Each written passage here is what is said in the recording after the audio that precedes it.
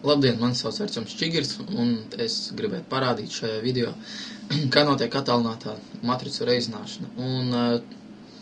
Pirmkārt gribētos pateikt, ka tas mums tiek veikts ar Canopy. Šeit mēs varam redzēt. Tā ir tāda tā kā programma papildus rīks Pythonam, ar kur palīdzību mēs arī reizināsim mūsu matricas. Un es jau šo programmu izpildīju, lai varētu redzēt, kas notiek.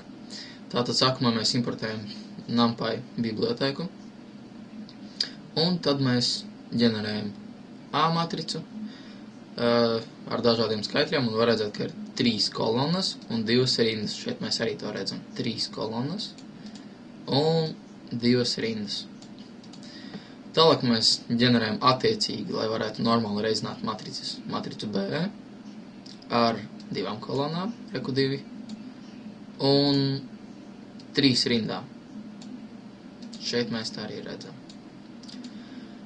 Un šeit arī notiek mūsu matrica reizināšana, un tas tiek izvests tieši šeit. Iznāk matrica ar 3 kolonnām un 3 rindām.